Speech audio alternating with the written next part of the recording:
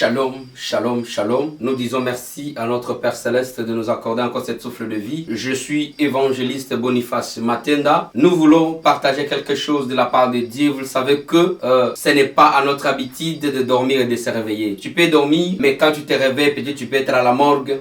Peut-être tu peux être au lit de l'hôpital. Mais toi et moi, Dieu nous a fait grâce de se réveiller ce matin. C'est qu'on voulait partager quelque chose que Dieu nous a mis dans nos cœurs ce matin. Mais avant de partager, on va prier. Père Céleste, notre Dieu, nous te disons merci. Merci pour ton amour, merci pour ta bonté. Merci Seigneur parce que toi tu es Dieu. Merci Seigneur de nous donner la grâce d'être comptés parmi les vivants ce matin. Nous voulons partager quelque chose de ta part, Père. Donne-nous la sagesse et l'intelligence. Aide-nous, notre Dieu, d'être au milieu de nous. Au nom de Jésus, nous te prions ainsi. Amen. Je disais, nous voulons partager quelque chose de la part de Dieu. Mais aujourd'hui, nous avions un petit thème qui est intitulé « Le secret du mariage ». Et ça va nous amener Ephésiens chapitre 5, verset 22. Jusqu'à 25, on lit au nom de Jésus. Femmes, soyez soumises à vos maris comme au Seigneur, car le mari est le chef de la femme, comme Christ est le chef de l'Église, qui est son corps et dont il est le sauveur. Or, de même que l'Église est soumise en Christ, les femmes aussi doivent l'être à leur mari en toutes choses. Marie, aimez vos femmes comme Christ a aimé l'Église, et il s'est livré lui-même pour elle. Amen. Je disais, notre thème d'aujourd'hui, c'est le secret du mariage. On vient de lire Ephésiens chapitre 5, 22 jusqu'à 25.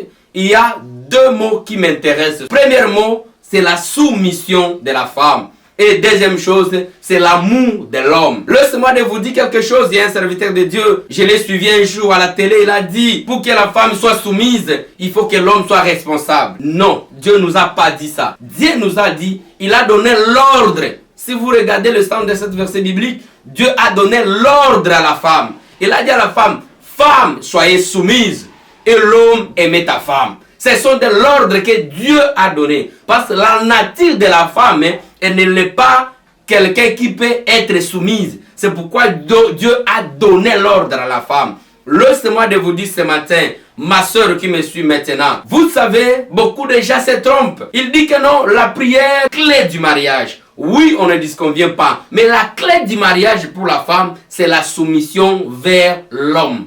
Parce que vous allez constater, beaucoup de couples ces derniers temps, la femme prend la place de l'homme, l'homme prend la place de la femme. Et surtout, quand la femme travaille, il pense que c'est elle qui devient le responsable ou soit le chef de la maison. Or, la Bible ne nous a pas dit ça. Vous allez constater quelque chose. En cas où la femme prend la place de l'homme, première conséquence, que cette famille ne sera jamais stable. La stabilité, les couples vont perdre cette stabilité. Pourquoi ça va perdre? Parce que la femme s'est mise là où elle ne méritait pas d'être. Parce que Dieu n'est pas bête pour dire que c'est l'homme qui sera le chef de la maison. C'est l'homme qui va prendre la tête de la maison. Mais vous allez constater, toutes ces lois, toutes ces directions, toutes ces choses qui vont se passer à la maison, il faut que la femme prenne la décision. Or, la femme n'est pas là pour prendre la décision. La femme est là pour proposer à son mari pour réaliser quelque chose. Mais vous allez constater, toutes les choses de la famille, que c'est la femme qui prend la tête de ça. Et conséquence,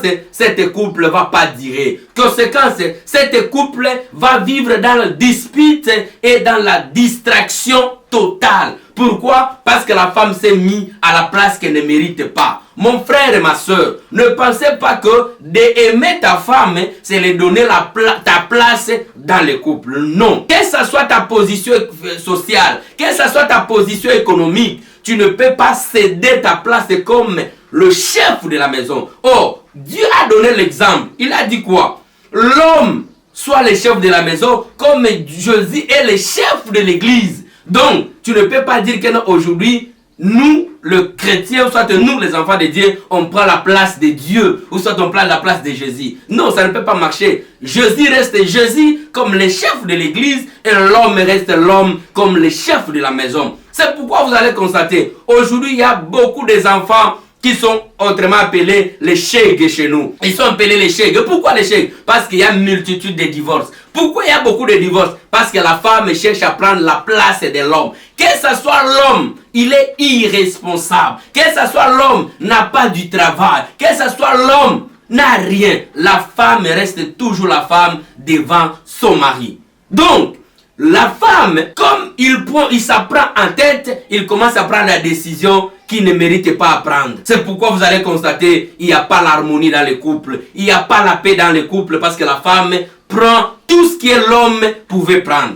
Et l'homme, la Bible nous dit quoi? L'homme aimait ta femme. L'amour, c'est quoi? L'amour, Dieu s'est donné. Dieu a donné son fils unique pour le preuve d'amour. On ne peut pas parler de l'amour sans le preuve. Nous, les hommes aujourd'hui, quand tu aimes ta femme, si tu aimes réellement ta femme, tu dois prendre la responsabilité totale de ta femme. Mais l'homme, tu dois prendre la responsabilité de ta femme. Dieu connaît, il connaît là où tu es limité. Mais il t'a donné ce pouvoir de prendre la responsabilité de ton foyer. En cédant sa place, il y a quelque chose qui va diminuer à l'homme. Cette affection vers sa femme va diminuer. Parce qu'à chaque fois, la force de l'homme, c'est quoi? Et quand il fait le cadeau, il fait des choses, il aime sa femme en fait. C'est la même chose. Nous les hommes, quel que soit l'obstacle, quelles que soient les circonstances, tu dois être à mesure d'être sacrifié à cause de ta femme, à cause de l'amour. C'est ce qui va nous donner l'harmonie du couple.